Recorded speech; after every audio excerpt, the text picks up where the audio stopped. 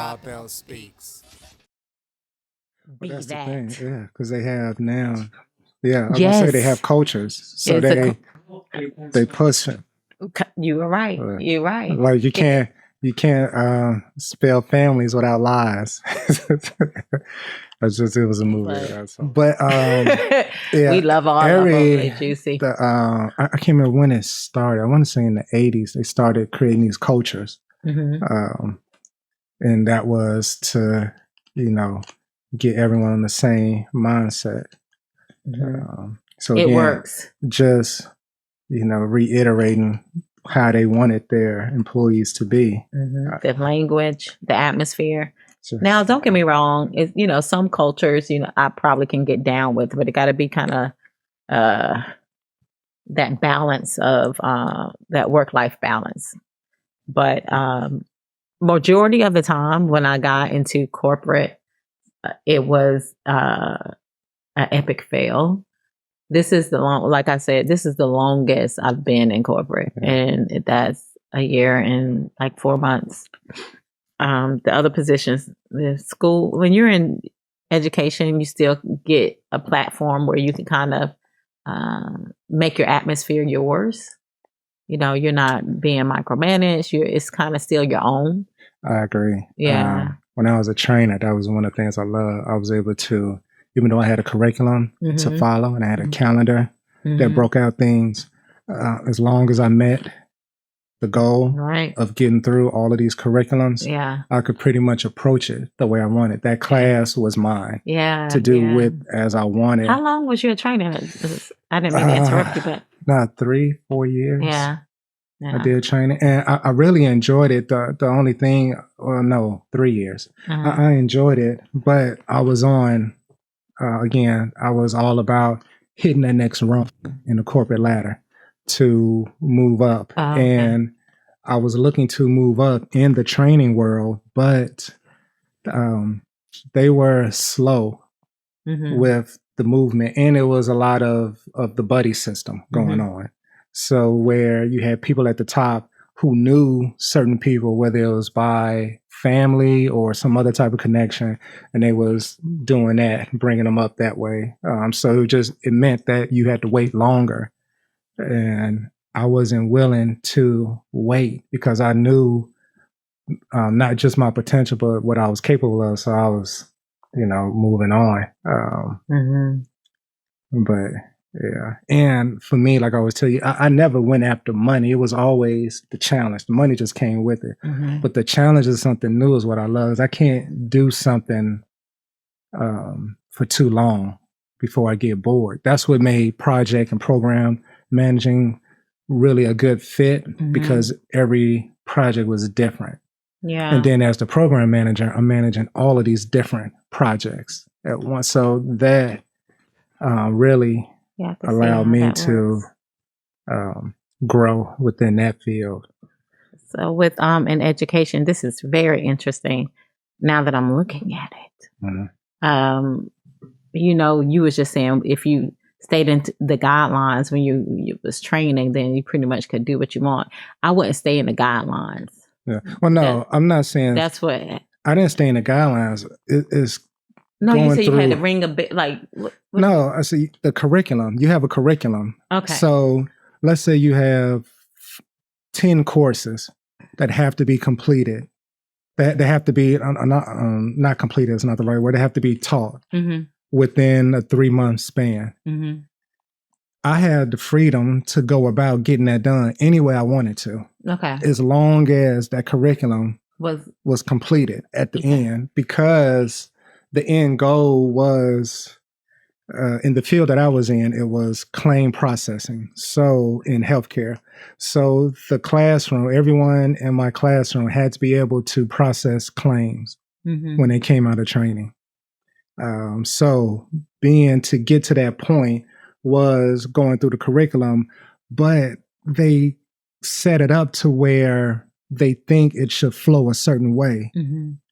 But the freedom within the classroom was you can feel out how people are learning across the board, because everyone learns different. They always talk about the 4 learning styles. I think they even say there's more than 4 now, but at that period, they always talked about the 4 learning styles. And as a teacher / trainer, you wanted to make sure you touched on all 4 to make sure the class moved forward. If not, people get left behind. That's why you always have kids in classes in school that get left behind, because usually a teacher teaches the way they learn. And which doesn't do good for everyone else. And that's crazy, because we do, as educators, we went through courses that to teach you how different learning styles. Yeah. But that's when the back of my mind, I will always have a whole scenario in the back of my mind when I was in positions.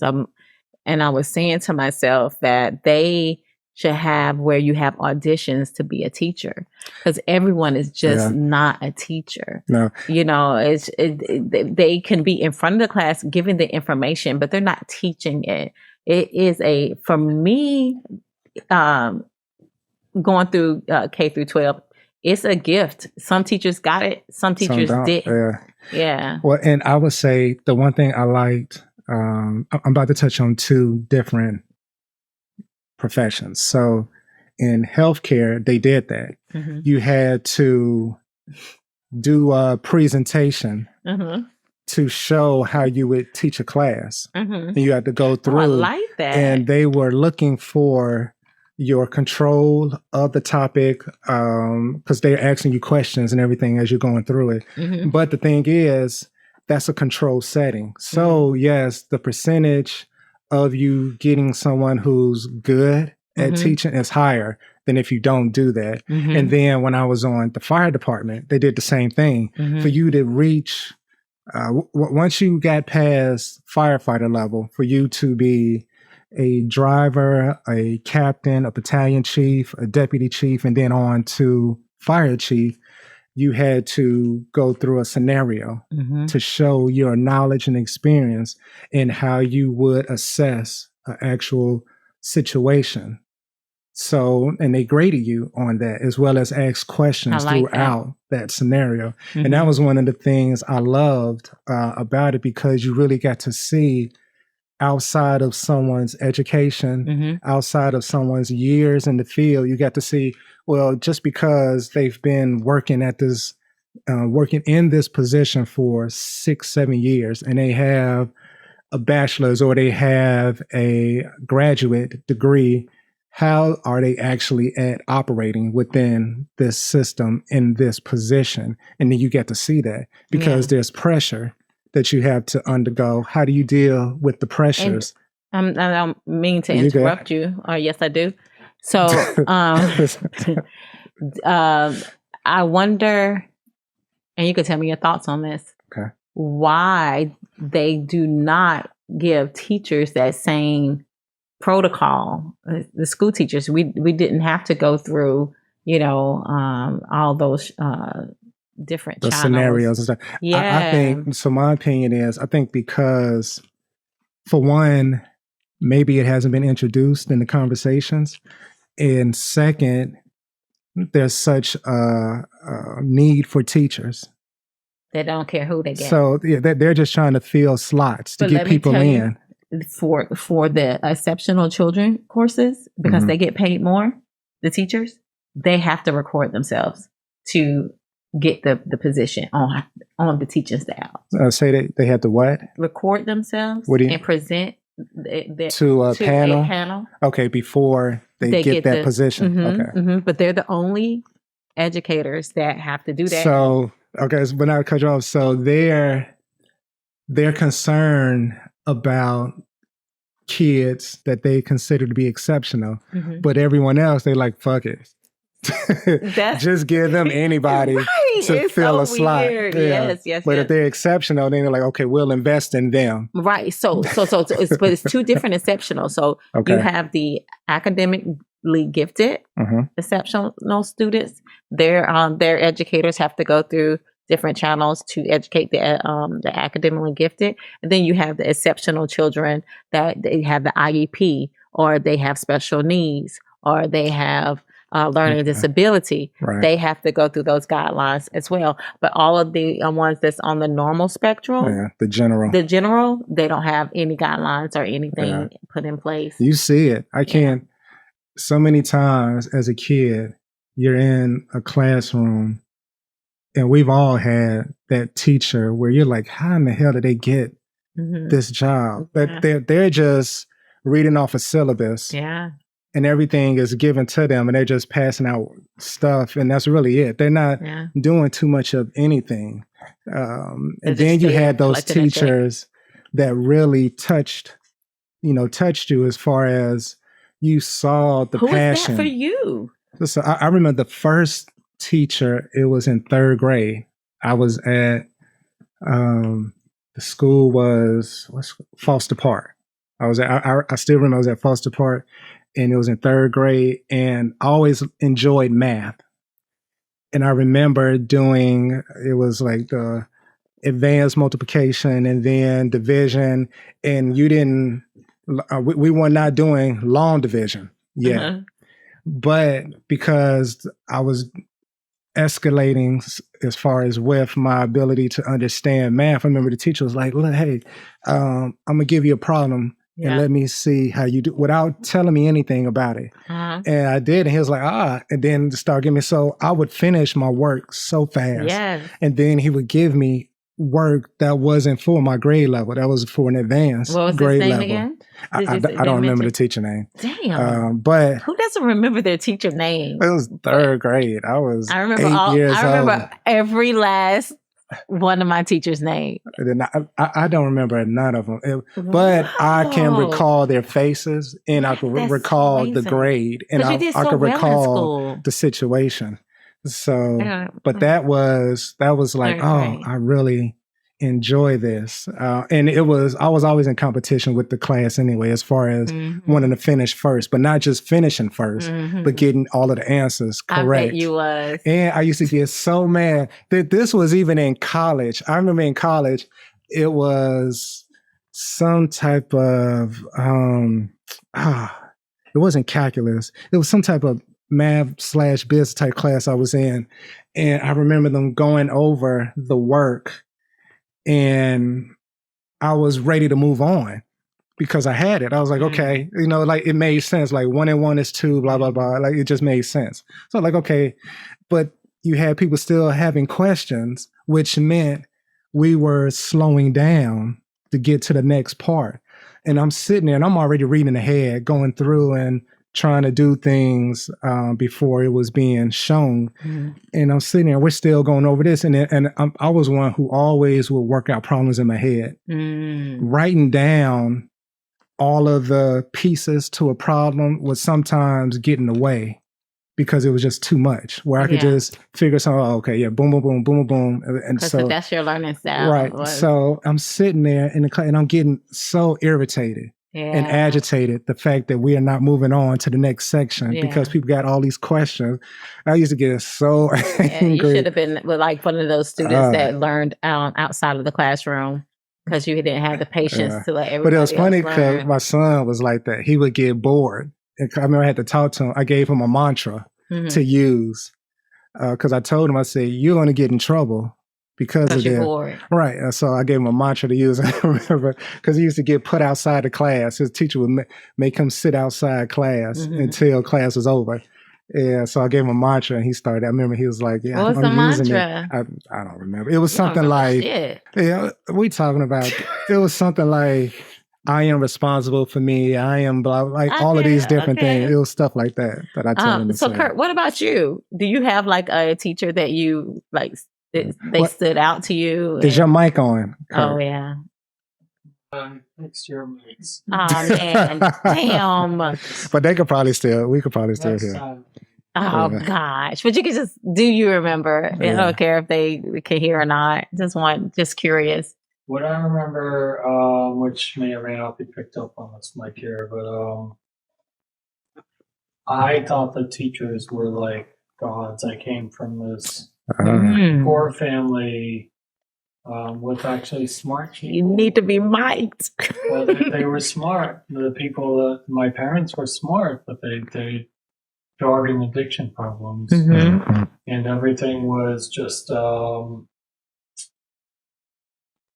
it was crazy all the time. And so I had to actually ask my parents. I wanted to go to school. I wanted to get out. I never went to kindergarten. I went right into first grade. Oh, And I thought teachers were like these sort of gods. And then by fifth or sixth grade, I figured out they were just People. people. mhm. And it wasn't that I lost respect for them, but I never liked school. I never liked the structure of it. Yeah. And I always felt like It's interesting. I could find something more better to do with my time. With my time. And so that was it. That is so interesting. So you didn't. But I do, at this point in my life, I think teachers are still, not all teachers, of course, but anybody that decides to go down that path, it's either insanity or they really do care. Mhm. Yeah, It's both. Yeah. Because when I became a teacher, I was insane to think that I was going to change the world. Like it was really, I was in la la land. I thought I was going to go into this elementary school and I was going to educate these students out of poverty. Yeah. Like I was going to give them the beacon of hope, the light, the shining star, and when I got in there, it ate me up.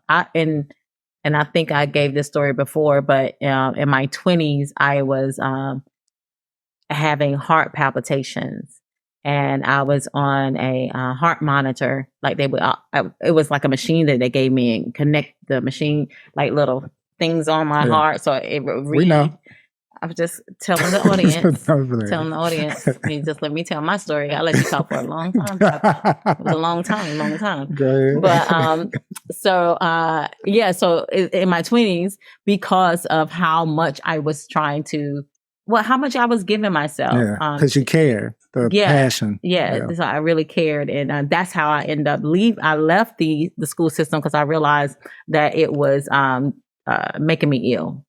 So I had to end up leaving because I could not disconnect my emotions and physically. It was making me physically ill. Yeah. I was, and I did a lot, and I didn't have anyone around me to say, no, don't give all of yourself to this. But for me, I did have a teacher that resonated with me. Mm-hmm. But first, let me say, from kindergarten, I already knew that I could do something else better with my time. It was so much more. What's that? Kindergarten is what, 5, 6? Oh, I was just like, I was over it. Then I learned, but this is the way of humans. So I'm gonna, I'm just gonna try to do this thing. Humankind. This is humankind. I'm trying to learn how to be a human. But I did have a teacher in ninth grade. It was interior house decorating. Her name was Miss Hornaday. And she had told me I was a leader because I would just do shit in class because I'm bored, and I would just make up words to say out loud. Like, what was one of I had so many different words. I would make up words, and then I would pretend like I have Tourette or something, and then I was just created a lane. Did the words have meaning for you? Just no one else knew what they meant until I told them what it meant. And I can't believe now that I cannot remember, but it's going to come back to me later on this evening because I had several words I would say. But anyway, it would always catch on in class. Mm-hmm. And I would laugh because I would like on the clock, and then the other students would like, chime in. And so one day after class, she was like, "Tiffany, can I speak to you?" And then she was like, I need you to know that you're a leader, and they follow you. If you start cutting up, they're going to cut up. If you are paying attention, they're paying attention. And then that's when I was like, in my mind, I could be a cult leader. Like, Jim Jones. Right. I'm like, what? Are they doing that? But I used it for good. I did. But so she gave me kind of more of an awareness of myself. And then I had a teacher, his name was Michael Crenshaw. In my 11th grade year, and it's when I got into TV production. And when I got into that class, he had let me know that basically you're great at seeing a story, And I was, because yeah, everything was a story for me. That's how I learned, is putting things in scenarios, like even with math, I had to have a scenario behind the math and the equation. Like, it had to have a story for me to kind of grasp on to the concept of it. But yeah, so I had those two teachers that told me that I was valuable, even though I kind of already knew deep down inside. But teachers matter. But they saw, so, yeah, teachers I matter. agree. But only two. What I was getting ready to say is, it's sad that you only have two or one. Yeah. This should be every year. You should have some educator in your life that makes an impact. Just imagine what they would do, and if they had teachers to be what do you call it? If you had teachers to audition for the role, right? Then they will have better educators. I will say this though, is when I was going through it, I feel, if I have any guilt in my life, because I don't think the guilt is actually useful, but if I have any guilt, it's because I did every year I met a teacher, at least one that cared. That's wonderful. One was trying to do the best they could. The problem was, I came from a place where I didn't feel connected within my household. And I was always searching for that gang, that family, that something outside the household. I was always searching for that. And I think there's a lot of kids like that. And I don't, now when I was going through it, you just consider the teachers idiots or whatever. Or as I look back, I think there's more and more kids that are in that situation that it's an impossible job to be a teacher. Yeah, it's impossible, because I had multiple students in class where their household was chaotic, and their peace was when they got into the classroom. And as a teacher, you hone in on that student, but you gradually start to understand that my 7 hours does not compare to the hours that they're at home. So it's just like you're kind of going against the grain. You're just hoping that you can just leave little seeds in them. But for you to try to, I was like picking them up on the weekends, and the parents will let me.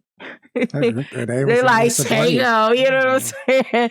So, but because I realized, I was like, oh my God, I got to get them out of that environment. But that is so much strain on, like, I had a family, I had kids, so it was a lot to try to do that all. But that's wonderful that you had a teacher each year that was, and I think it might have been like teachers in your generation, they used to dress nice. Like, it was a whole thing. When you're an educator. When I was there, I didn't feel that. But looking back, I do believe that most teachers, they were trying to do the best they could. And I mean, if you're trying to, like you said, my opinion, audition teachers and really, like, you need to define what a teacher's role is supposed to be. And I think that the biggest challenge we have right now is that teachers are supposed to be doing a whole bunch of different roles that, in my opinion, should not be. You're right. We're just asking too much. Too much, and little pay. And that's one of the things I was going to say as well. Kind of what Kurt was touching on is, I think is like the teachers are like up against the wall as far as, I think there is probably a higher percentage that want to be that teacher that connects with the kids and give them that guidance and direction. But because the system has them doing all of these just miscellaneous things that the state is requiring, and they're having to fit all of this in within a semester, and then they switch, and then now they're doing something different in this next semester.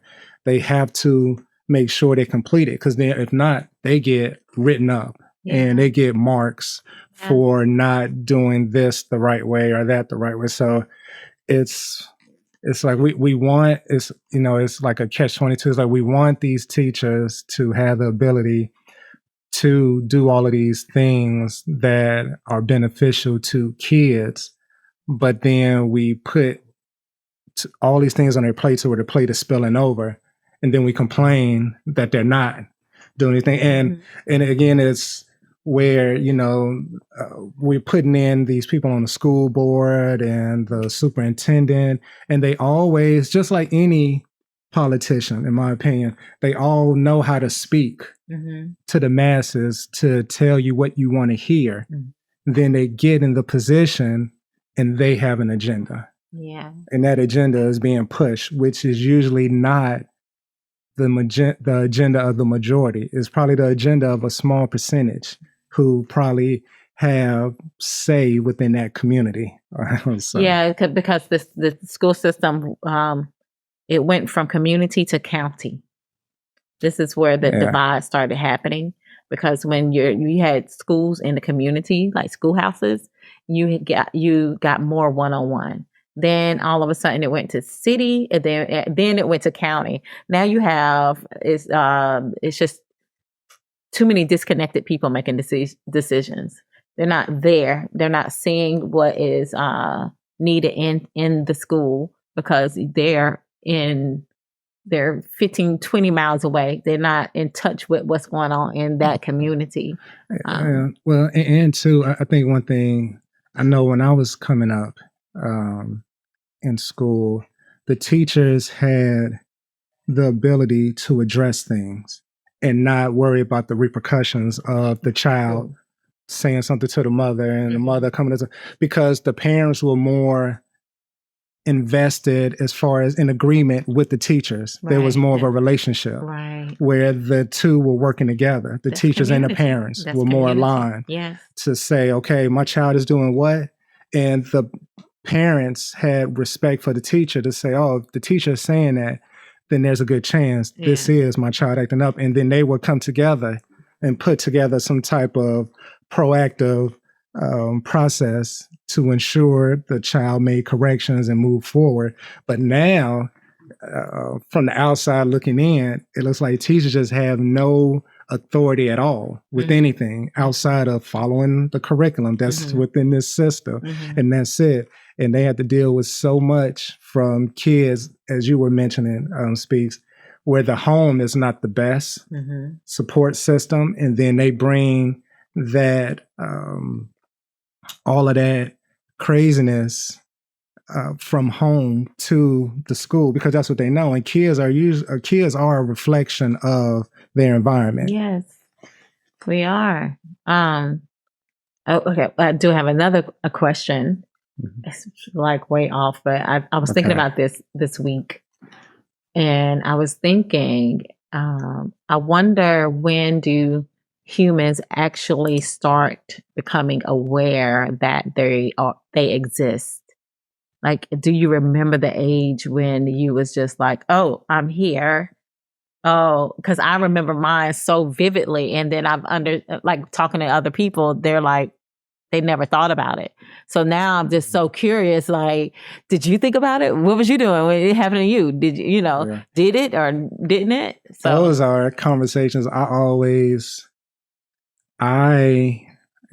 be interested to hear Kurt's opinion, but I always kind of vetted to see where someone was at as far as their openness with their thoughts before I even stepped into that type of lane of having that kind of conversation. Yeah, that's because smart. I ran across so many people where they're just living the day by day without looking outside of the box, and they're just stuck in that. And I'm not going to say stuck, but that's what they know. And now they're just going. It's like the day-to-day operations, and they don't do anything outside of that. But then when I find myself having a conversation with someone, and you can tell pretty quickly where they are mentally, and then you're like, oh, and then you start drifting outside of those guidelines into other areas, and you get to see where people are at. But I would say, at least for me, that has not been a vast majority of people I've come across. It's been more of the lower end that I've come across with having those conversations with people. Yeah. But I do, like you kind of, as you were saying, the comment you was making, I kind of shy away from it. So I'm asking you, do you remember? Oh, for me, I was young. I remember because I had so many questions about things, to where I remember speaking with friends of mine at like 8, 9 years old, and them looking at me like there was something wrong. Like, what are you talking about? Why are you even thinking? Like, I remember a friend of mine said, why are you even thinking about that or looking? And to me, it was, things were right there in front of you as far as the world. And I'm like, you don't think about this or have a question about that? I remember even going to church and having questions about all of that, where everyone else just listened and just took it in and moved forward, where I was like, well, wait a minute. I remember my mother like, stop. Like, I mean, he has a question. Stop. Like, oh gosh. Because I was curious, but I was also one where I loved observing the interactions of people, their choice of words, the way they spoke to each other. I was always sitting back and just listening and watching. So I always had that, but it was something I picked up early on. Okay. So, what about you, Kurt? I have a hard time with these things. I remember a lot of things that I don't know if my memory is true. If you look at the research on memory, we all have bias, and much of our bias is to put ourselves in the best light possible. So the things that we remember as being groundbreaking and breakthrough, and other people weren't understanding and things like that, I don't know if that's true. I remember things growing up that were, the things I remember most from an early age were dark and violent, because those were the impactful things. That was the environment that I was in. I do remember some things. Everybody went to church, but we didn't, because my parents were drunk and things like that. And I remember somebody asking me at some point, like, oh, do you love God? And we grew up in an environment where, oh, God was male, and that would be a homosexual relationship. And so that was not, I couldn't say that. And then people would say, make fun of me because I couldn't say, because you are supposed to love God. These were all the social things that I didn't understand. I was outside of the social norms. But I don't know how much of that is true. I don't know how much of even this conversation is true or reality. Right. So when you ask me, like, when were you aware? And I don't know. I mean, when does life start? When do you become sentient? Yes. These are all big, giant questions that whenever I hear anybody say, this happened to me then, and this is when I knew, I always think, what are you trying to sell me? And I'm not buying what you're selling. Right. I love when you said that, what is reality? Because for me, it was not, I can remember feeling like it was not reality. So maybe I think the better way of putting it, because I'm sitting there listening to everyone, is when did we start just questioning, being curious and questioning things instead of just going with the flow? So go ahead. We were all curious before we were aware of it. I mean, if you just watch a baby, you guys have kids. Yeah, they're all curious. They're reaching for things. They're sticking things in their mouths. I mean, that's how you interact with the world. Yeah, okay. So I guess my first bigger question would be, when do you feel like you became brainwashed? No, mine was. I remember when I first remembered. I remember having my first experience. Memory. I think that's what I'm trying to say. I remember because I was scared, and I remember feeling like it was a jolt of awake. Like I woke up. Like I don't remember nothing before that, but I remember waking up because I was fearful, and that's when I can remember looking around me like, what is happening? Like I remember that really clearly, and then I remember spots. And like you said, what is reality and what is not? You know, I only got questions when I answered when I got older, and I was asking my dad, "Did this happen? Did this happen?" Right. You know, and They can actually implant memories now in people. uh-huh. It's actually possible. Uh-huh. But the human brain, as far as memory, is not. It's not a like digital record. Right. But it is known that tragic events are more, it stands out more than just regular events. So we'll remember. Emotional reaction colors that. Right. So our view, just like a movie with multiple cameras, Mm-hmm. our view of that, our angle of that, is not necessarily reality. Mm-hmm. It's just our angle. Right. Right. Because the reality, because this can all be an illusion. Well, even now. Or there's 360 degrees of reality. Right. We only have a certain percentage of that. So, but your experience, will it be, if you're experiencing something, would you not call it real? Would you not, your brain knows? It's true to you. Yeah, I was going to say that too. It's how they always use the example of an accident at a four-way street, and you have individuals on each corner. So 4 different corners, all of them are giving you what their perception of what happened. Mm-hmm. And they're all different, but it's all true at the same time. Which I like that concept. But well, there's an older concept of that, which is the blind man and the elephant.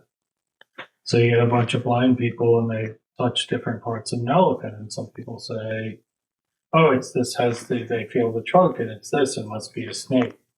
And they feel this other part, and it's very leathery, and it must be this, and they feel the tail, and it must be this, and like that is something human beings have struggled with forever. Yeah, and we continue to. I would say to me, it's the bigger question is, when did you realize you were brainwashed? Because honestly, to me, that is the bigger challenge that we have. I do a Friday reflection with my team, and my reflection this week was around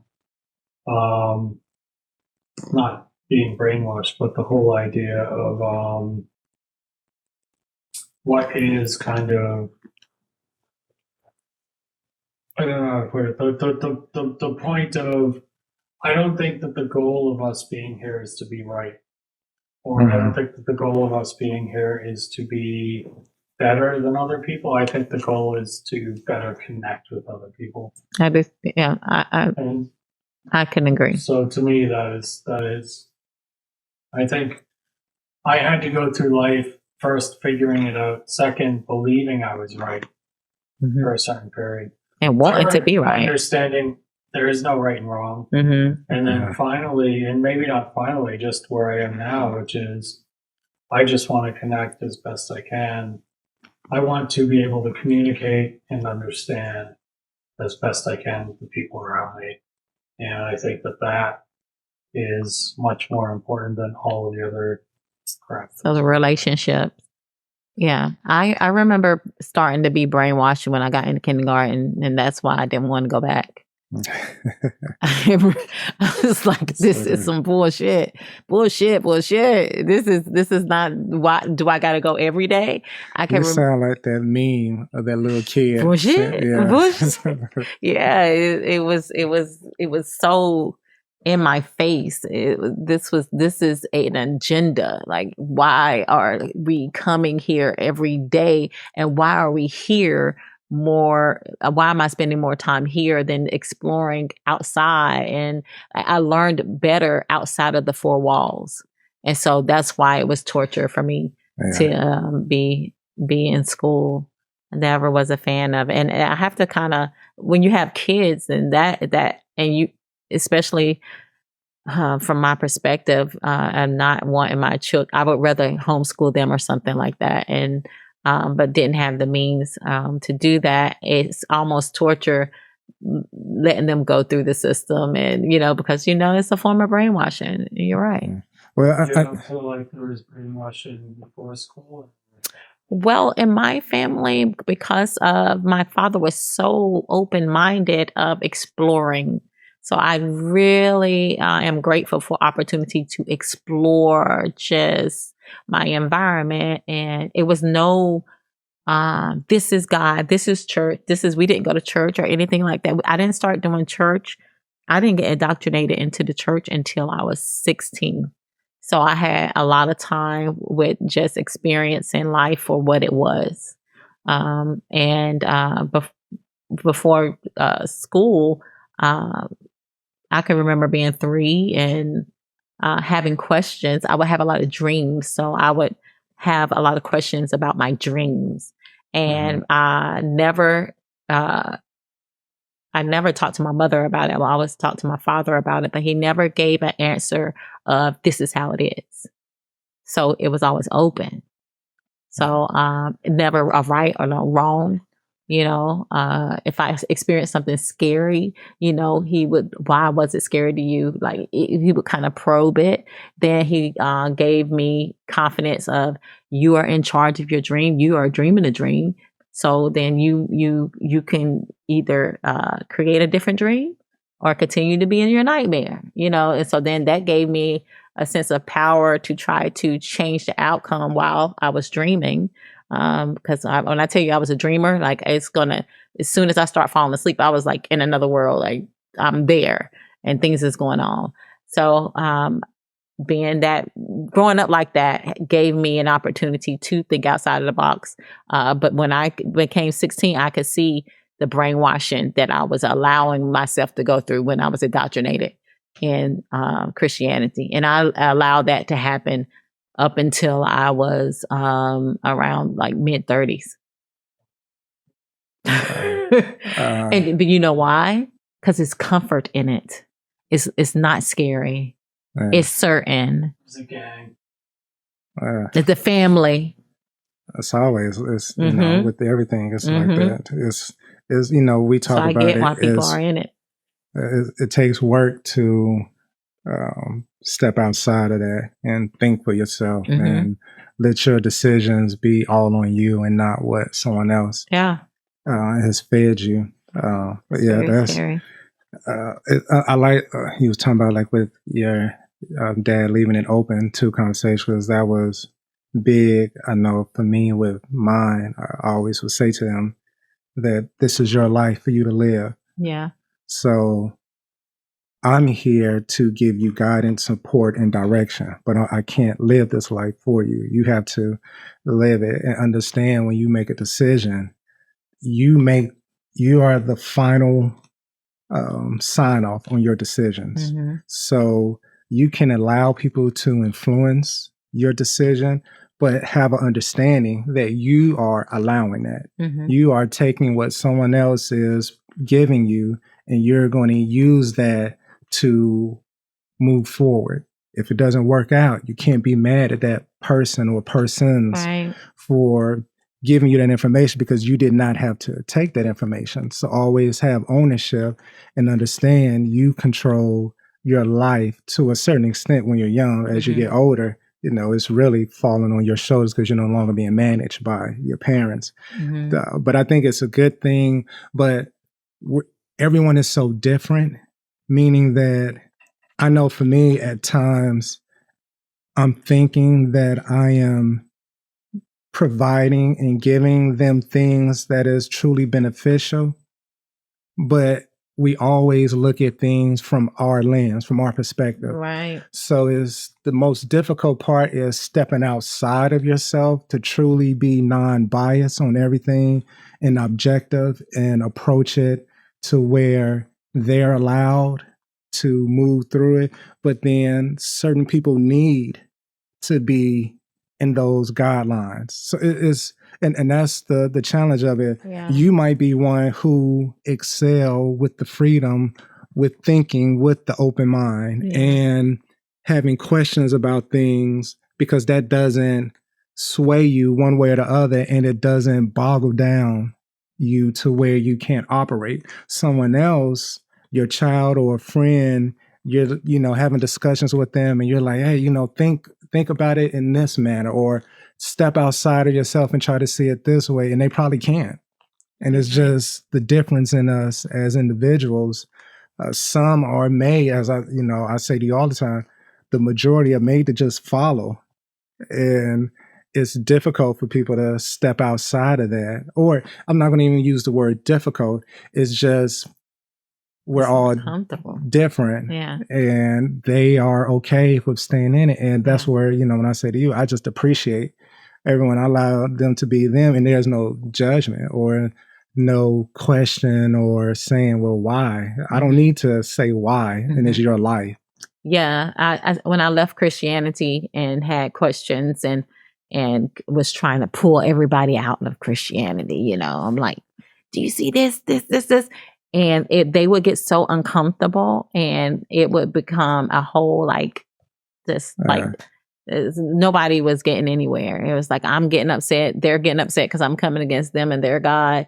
And it took me time to just realize that, everybody's path is not the same as mine, and they may excel in that way of living, but for me, I liked the concept of having reign over the decisions that I make and having accountability to whatever outcome is there for me, and then adjust to it.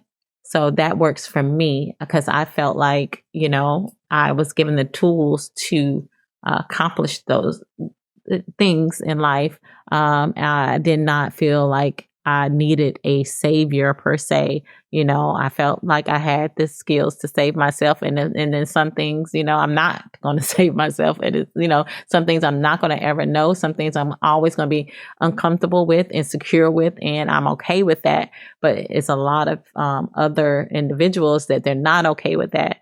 And if they need that, I'm happy for them that they have that cushion. But it took me a long time to get to that space, especially when your whole family is operating in a religion, but they are some of the kindest people. And, sometimes I look at some people's life that are in an organization or Christianity, and it's going very well for them. So whatever they're choosing is working for them. So as long as it's working for them, hey, kudos to you. It's just not what the path that was for me.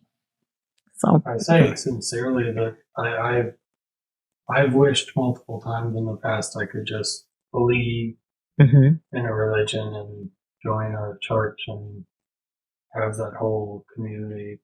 Like I understand why people me too do that. It's so comforting. It's not just comforting. I mean, that is a lifeline. That is support. If there's anything you need in this life, this idea that you can take on life individually and bring is that is one of the biggest things, biggest brainwash piece that I think is this idea that you can take things on yourself. You can't. You're not going to win. And so there's been plenty of times in my life. And so again, since I was young, I've just spent my time finding family. Define family as you wish. It's not blood family, but I've just found, even working with you guys, is to me it's like those people that I don't always agree. I don't know, just like regular family, but I can connect with them, and I want to support that, and I want to be part of it. Yeah, and that is the part that's important. And so I wish I could just be like, fuck it, I'm just going to church every Sunday, and I'm gonna have all these people there and everything else, and I just never been able to do that. Yeah, I agree. I love the concept of finding my village outside of, just being handed a village. I think church is more so so organized. But I found a village for myself and connected with individuals like you and Broadbell. It's just like by happenstance or something.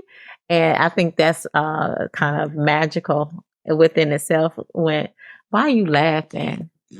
See, this is what I'm saying. I'm trying to make a moment and shit. You know what I'm saying? No, make you create the moment, but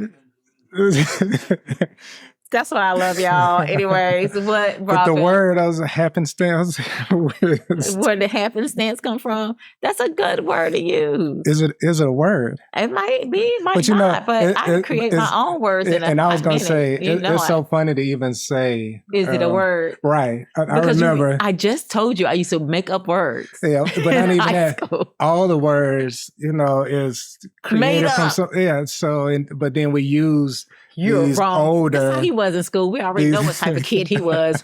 That is We use the all right these answer. older terminologies. Could have just said shit. Right. I could have said that.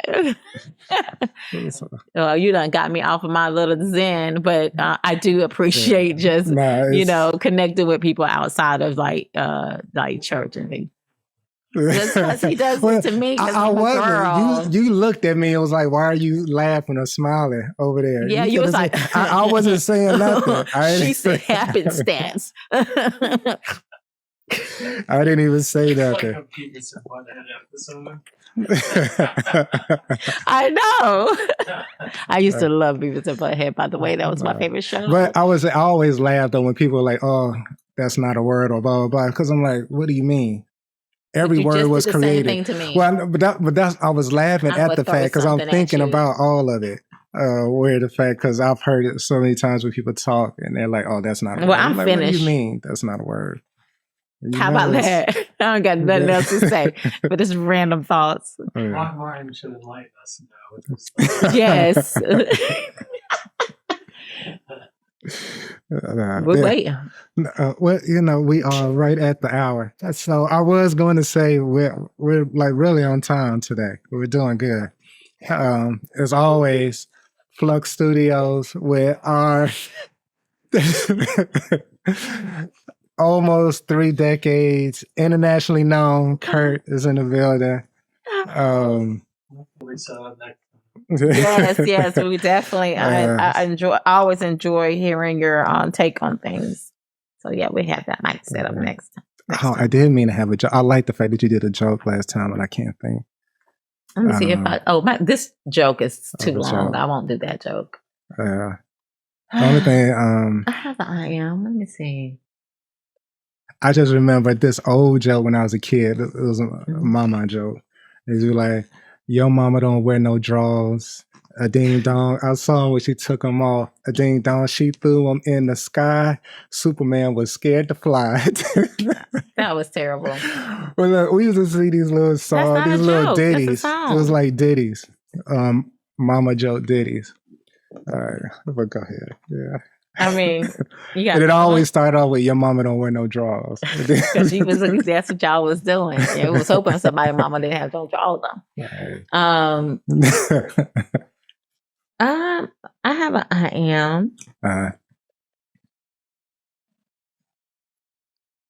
I am in a state of receiving at this point in my life. I have been a giver, naturally, just like to give and serve. And I'm understanding more that to allow other people to give to me is just as special as me giving to them. But I had to be in a place to allow that to happen. And I am grateful that I am at that point where I can receive. So, yeah. Nice. That's my. There we go. What about you? Oh, that was your joke? Yeah, I did. Yeah, that's what you ended with.